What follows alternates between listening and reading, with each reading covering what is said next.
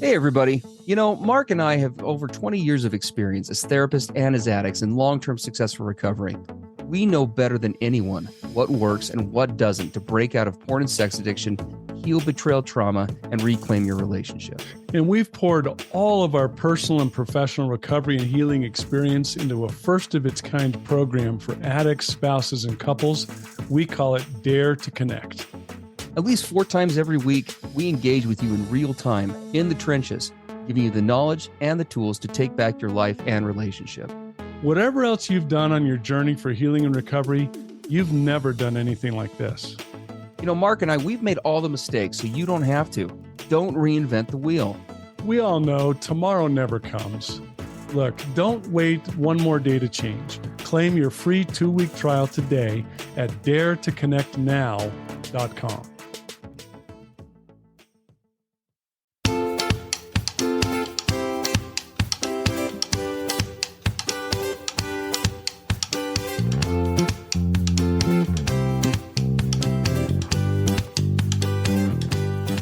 Hey everybody, I'm Steve Moore. And I'm Mark Castleman. We know the pain and heartbreak of porn and sex addiction. And we know the triumph of breaking completely free. Every day, we help our clients find hope and healing. Join us in the fight to take back your life, your marriage, and be stronger than ever. This is the PBSC Squared podcast.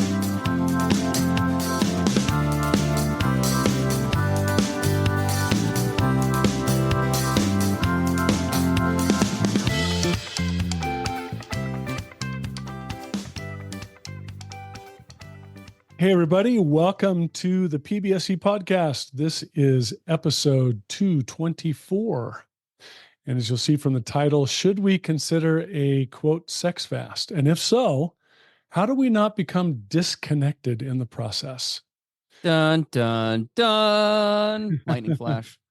Yeah, this is, it's been a long time since we did anything on this topic, and we had a PBSC listener write into us who's facing a situation where this aspect is part of what they're facing as a coupleship. He basically, they've been in a relationship for about 3.5 years. She point blank asked him one day, a couple of months ago, do you look at porn? Mm. And he's been hiding that fact, compulsive pornography and compulsive masturbation the entire time of their relationship. And she hit him point blank, and good for him, he was honest. And he faced it and actually got a therapist and got into recovery. And he's really been working hard on stuff. But the thing that's come up, and this is often very common, he's, of course, he says he's been sober for 61 days, sober from porn and masturbation. And also what's happened in the relationship is that sex is off the table. She's not interested in that right now. And of course, all of the betrayal trauma and the pain and all of the just the blindsiding that she experienced after 3.5 years of a relationship, and then this coming out, you can imagine why that's changed, the whole dynamic of their intimacy. But his question comes in that he's having several challenges. One, he admits that he's avoided any kind of hard or awkward conversations about anything in their relationship. So now we're talking about confronting this whole conversation about their sexual relationship, which is, we'll talk in a minute about why that can be the hardest part. And he is trying to stay sober. And so with sex off the table in the relationship, he's finding that to be a challenge. And also he is trying to be sensitive to her betrayal trauma healing. He doesn't want to pressure her for sex. He's actually saying he's avoiding talking about it at all because it might be construed as pressuring if there's any conversation about sex, period. And so he's asked his therapist what the therapist advises. And the therapist, mentioned a couple of really good things to open up the dialogue, that there's kind of a balancing act, a negotiation that takes place in a relationship in this regard. And he was having trouble with his therapist's recommendations, said that he doesn't know that he agrees with them. So he wrote in to ask what we think. And so we thought this would be a really good time to talk about this topic in general. right? The concept of a sex fast or a reboot, it's often called, and just how this whole sexual side of the relationship, what is it? Why does it tend to be so dysfunctional? Why is communication around it so difficult? And what does it look like to become healthy? So we're gonna dive into that today. Yeah, absolutely. Well, it's a tough thing to navigate, right? I mean, there's lots of dimensions to, I mean, like Mark is kind of leading to here. I mean, we suck as a culture at talking about sex. I mean, just like be real. People, it's shocking how difficult people struggle to talk about a topic that's so universal. I was talking to somebody about this just the other day, sex might be the most universal topic like on the planet. Everybody has sex, everybody results from sex, right? Like, I mean, it's like this huge integral part of people's worlds, but those in the conservative sphere get really awkward about it. Those in non-conservative spheres oftentimes become really crass and demeaning with it. Other people are just joking with it or make light of it. People really struggle across the board in our experience to just talk about physical intimacy. Like that's Well, and it's crazy because a lot of people would think today, well, we've become a very, sexualized culture. We don't have the hangups of our parents or grandparents that went before us. This is a totally sexually open culture now, and everything's great. Well, except that Steve and I are in the trenches with all of you on a daily basis. And we see many of the same kinds of issues that we've seen happening for generations. Do they look a little different? Yeah. Is the dialogue a little different? It is, but there's still this big disconnect when it comes to authentic, open, vulnerable, healthy dialogue about our sexual relationship. It still doesn't happen in most cases. We could do a whole month long special on Dare to Connect, three groups a week for 4 weeks, no problem, on just the differences between sex and intimacy alone. I mean, Oh there's my just gosh. Yeah, just that all by itself. right. And so we won't jump into that too much, but we do just globally as a culture, again, across the board. I don't really care. It's shocking how much people have sex, but how much they are terrible at navigating the subject, like on an emotionally vulnerable level in lots Well, of ways. and Steve, you and I asked a question as we prepared for this. Why do we think that is? Like, why the disconnect? I think it's for a couple of reasons. I think on the conservative side, I think for a lot of people, and this ties into, I think, a chapter in our book that you and I wrote, The Pornography Paradox, several years ago. Uh, I think one of the things that I said in there was just because something is quote unquote sacred to a person, does it also need to be quote unquote secret? Because I know many conservatives or those who reference from conservative mindset or upbringing, Mark and I would fall into that dynamic. That's very much what it was. Sex was like this taboo topic that it just had this mystique about it because nobody ever fricking talked about it at all. And it was like, this is a sacred, solemn thing. So you can't, and that of course was a catalyst for all sorts of issues that Mark and I were subject to, as well as lots of others that we weren't. And so I think that happens on that side. And also on that side, then when it was talked about, it was we need to have a talk. Oh yeah, it was We're gonna always have like we're so gonna have serious and the solemn and talk. Right. all the time. Well, and then on the other side, right? Because I have friends who operate in very different other circles too. And my experience on the other side of it is kind of the other end of the spectrum, where oftentimes, again, these are not everyone falls in this, but I think the vast majority of culture tends to fall into these two categories. It's either that side or this other side of where it's this extremely sexualized culture where sex has just been very distanced from intimacy, if that makes sense. And so people will talk about sex like crazy, but either A, in a really crass way, or B, in just a very emotionally distanced way. Right. And emotionally, and this will sound strange. The culture is really good at talking about sex in a non-intimate way. Yeah, absolutely. Absolutely. Mm-hmm. So that happens all the time, right? And so there's a fairly small group, I think, of people who are able to really navigate this in a very healthy place and to navigate this in a way that is going to be going to it was going to resonate. I think for not just themselves and in a coupleship, but frankly, this awkwardness is something that we've all, like Mark said, we've been passing this on from generation to generation for like since the beginning of time. It seems like so. And we thought the answer was to just become totally sexually open and, sex crazed, and that would solve the whole communication intimacy issue. And it didn't. Yes. It just looks different. And the thing that hit me about this, guys, so you take all that we just said, which is already a huge problem for nearly every relationship, and now you add into it sexual betrayal and infidelity. Mm-hmm. It's like, oh boy, we took something that was already a big problem and we multiplied it like tenfold. Yep. Right. And you added a note here, when we said, someone would say, well, it was just porn. This guy was just doing porn and masturbation. Well, for nearly all of the partners we work with, that is infidelity. And I know there's a big argument out there and a big debate about, what is faithful and what is not. Right. But nearly all the partners we work with, that's in the same category. Yeah. Yeah, no, I completely agree. So yeah, we want to kind of explore this today, both this as we jump in, because here we are, we're derailing off into just the awkwardness of the topic. We need to get to the topic. Even we're derailing into the awkwardness of the topic. Because it's easy just to get stuck in that whole dichotomy. But yeah, if we look at this for what it really is, right, I guess we should just briefly, really quickly outline what a sex fast is, and we'll just keep this really fast. So if we're talking about a sex fast, what it is far more than just taking a break from sex. Okay. Sex fasts are something that we typically navigate as therapists with couples that we're working with for a variety of reasons. Sex fast can be taken, for example, on the part of a guy who's struggling with addiction and sexual compulsion.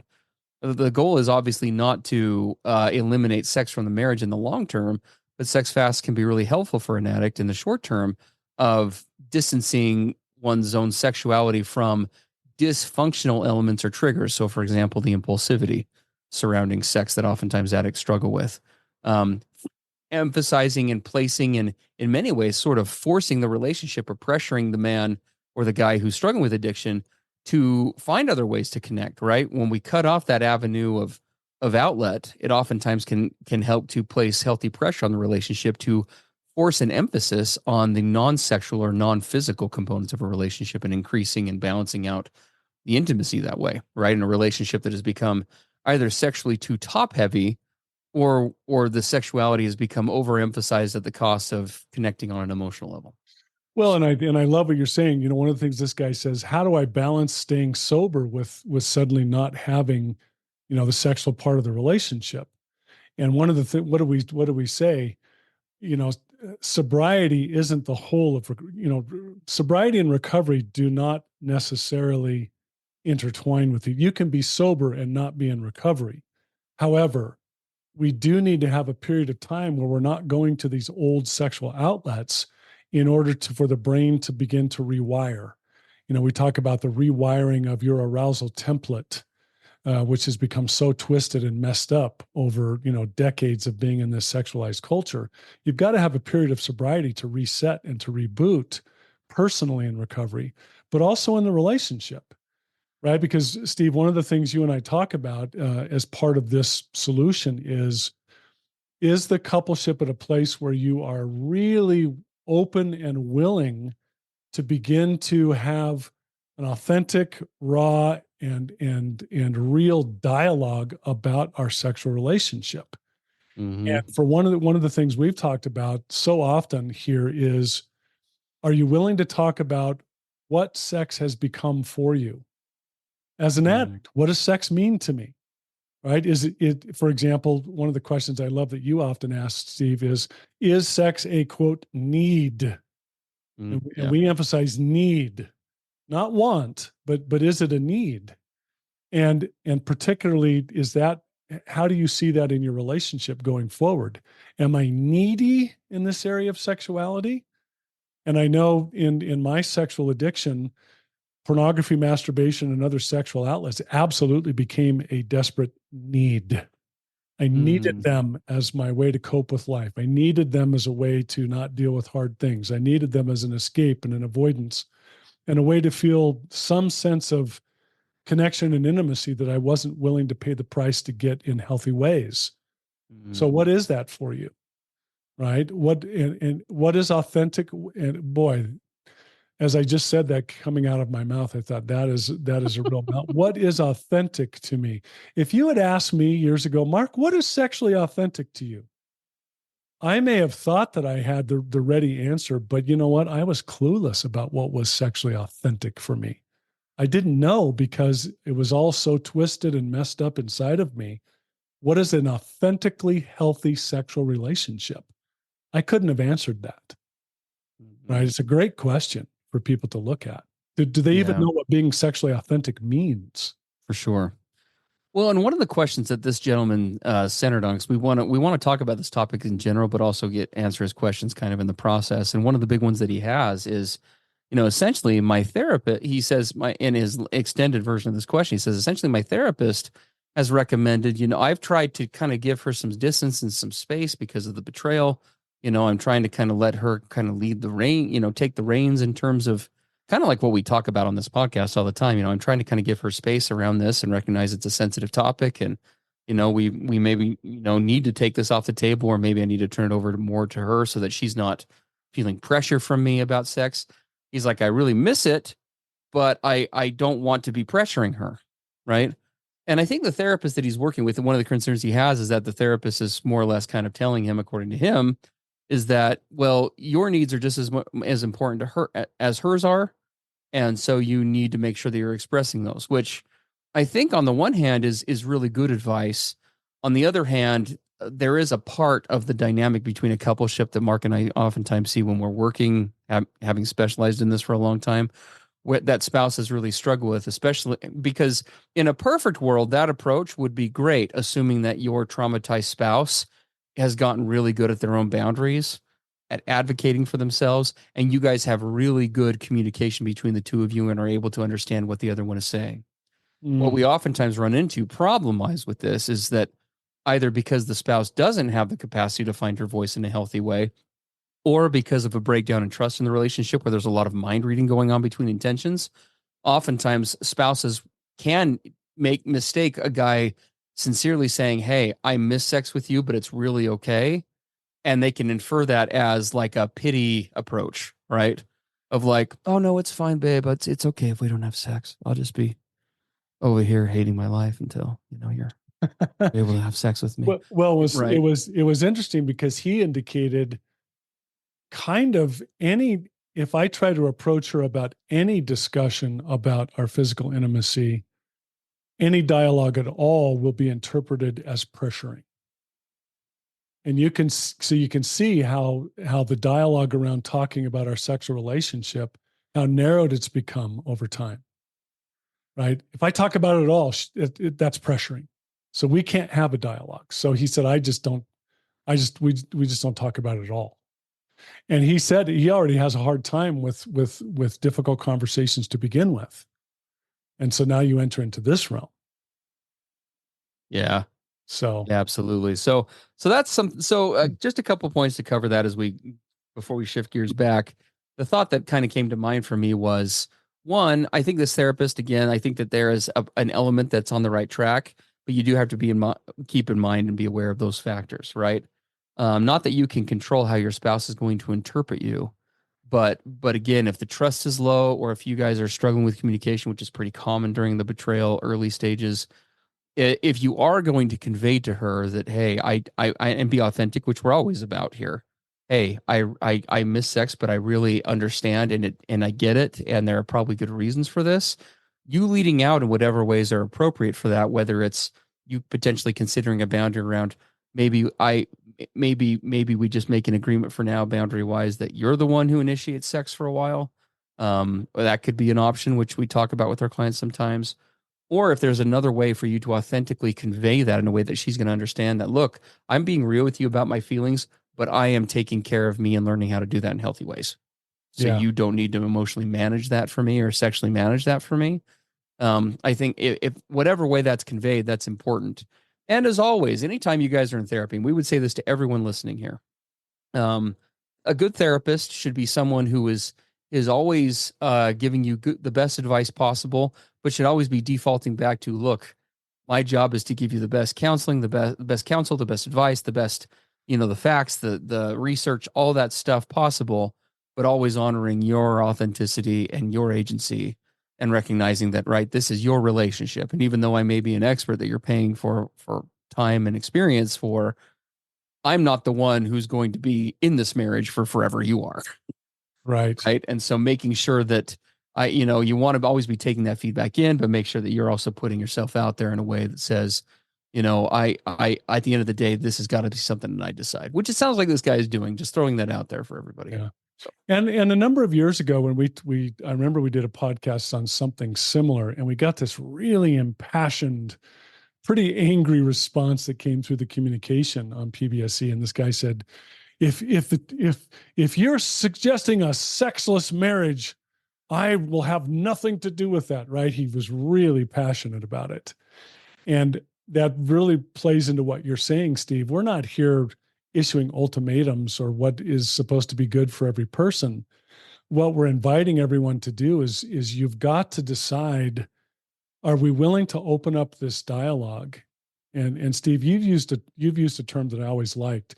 Are we ready? Okay, we get physically naked with each other. But what level are we at in getting emotionally naked with each other? And do we realize that the one has to precede the other if we're wanting our physical relationship to be at the highest level it can? Where is our emotional nakedness? Are we willing to really get open and vulnerable and awkward and authentic about talking about this? And are we willing to keep that going on a regular basis? You can't get to where a lot of people want to get to without, as you say, getting emotionally naked. And I would encourage people to take those two parts of your relationship and put them side by side and say, where are they? Here's where we are with physical sex and nakedness, but where are we with the emotional and with the spiritual and with all the other areas of intimacy? Where are those in comparison to this one piece of the intimacy puzzle? Are we holistic, or are we narrowed and only pieces and parts of this are working? These are all crucial questions to start asking. Yeah, no, absolutely. Well, and as oh gosh, there's so much to say on this topic. This is the struggle, right? It's a huge topic. Trying to convey this in a brief podcast. I wanted to say one other thing. Please. This is a huge question that some of my early mentors started to have me look at this, and I really resisted it hard. But we would encourage every partnership listening here to start to ask these kinds of questions. What role has sex played for each of you and your relationship in the past? What role has sex had for you personally and in the relationship? What have you been asking of sex in your relationship? I know what it was for me. Sex for me was the be-all, end-all to gauge where our relationship was or was not. I would turn to sex with my wife to fix everything, to connect us, to make up for a big blowout we just had with each other. Sex was the be-all, end-all, the thing that glued the relationship together. It was the primary deal. If it was good, relationship's good. If it's not, it's not. And I would encourage everyone listening to really, if you've not had this talk, to sit down and say, where is that for us? What have we been asking of sex in our relationship? And has that been reasonable? Are we asking way more of it than it could ever deliver? Or is what we've been asking of it healthy or unhealthy? Is there anything that needs to change with that ask? Right? Crucial questions that so few people talk about. No, absolutely. I mean, there's a whole dynamic here that relies so much on, I mean, you can see we're kind of dancing around it, but there's a dynamic here that relies so much on just the transparency and the vulnerability in the coupleship, right? And in the internal dialogue. Because it's not just this societal issue that we started off with here about talk. I mean, it's shocking how many couples I work with, for example, that have sex all the time, but you ask them to sit in a room and just have a vulnerable conversation about it. And it's like, what? I don't know, I want to do that. And I'll look at them, I'll be like, you have 5 kids. Clearly you're not unfamiliar with the process. I'm like, what does this mean? What does this represent to you? Right. There's a whole discussion to be had about what sexuality means for each person in a partnership. Right. Yes. What does it represent? And because that is also key to, for example, understanding her trauma better would just be one facet of that. Right. It's difficult for me as an addict to even begin to wrap my head around her betrayal unless I know what the hell sex means to her. Yes. When we get in bed together, what does that mean to you? What does that convey? What does that represent? Here's what that means for me. Here's what that conveys. Right. And that's just a whole subtopic. And gosh, we do subtopics all the time, guys, in a place that we would love to have you come. It's the sexual equivalent of the Cheers bar where everybody knows your name. We'd love to have you come and join us on the Dare to Connect program for addict spouses and couples. Dare to Connect, daretoconnectnow.com. Come grab a 2-week free trial. We'd love to explore many of these little subtopics with you around sexuality and other things. We were just talking about this today in our addict session. Oh my gosh. I mean, it's funny how it always seems to tie back to what we're working on. There's just this huge web, right? And here's what happens. And I hope everyone listening will really hear this. If we don't have an open, raw, vulnerable dialogue like we're talking about, what happens? Assumptions get made. Yes. We assume that the other person is feeling this way or that way. We guess. We mind read. Yep. And that's where, like, I don't know if this guy did this, but I've done this in the past, and a lot of my clients is yours, Steve. A guy will decide that for his sobriety, he needs to take sex off the table, but he doesn't talk with his partner about it. Mm-hmm. He just makes his decision and starts doing it. And now she's suddenly realizing things have changed. She doesn't know what's going on. They didn't talk about it in the beginning, and it all starts to fall apart because of assumptions, mind reading, and dysfunction, et cetera. Yeah. So if you're going to have a reboot or a reset or a sex fast or whatever, please don't just launch into it. No. Sit down, have an open dialogue, plan it together. Say, okay, if we were to do this, why would we do it? What are our expectations about what this will bring us? Yes. What's the plan for it? Right? Mm-hmm. You and I, Steve, take couples all the time. Will we continue sleeping in the same bed? Is all physical intimacy off the table? What are the boundaries that are going to be around that? Do we still kiss? Do we still do this? Right? This is a very involved process. Well, what's the process for bringing physicality back in? Right? Because sex fast should never be long term, ever. No. Right? No, that's something we do. How do we start to reintroduce the physical aspects back into the process? This isn't just have sex or not have sex. Mm-hmm. This is kind of like disclosure. Well, we sat down and I just vomited up on you all of my past sexual indiscretions, and now we're good. Right? Mm-hmm. We've talked at length about formal disclosure. Well, there is a great formality and process and plan and dialogue around some kind of a sex fast or a reboot. Right? Just don't leap into it and hope it goes well. Yeah, absolutely. No, for sure. Well, gosh, guys, there's so much to cover on this topic. So we could just go on all day. We wish nothing but the best for you couples as you navigate difficult topics like this. And again, we'd love to have you come join us in D2C so that we can kind of guide you in real time with questions. We get these. In fact, it's interesting. We just recently started, D2C Academy, which is our advanced self-study courses dimension of Dare to Connect.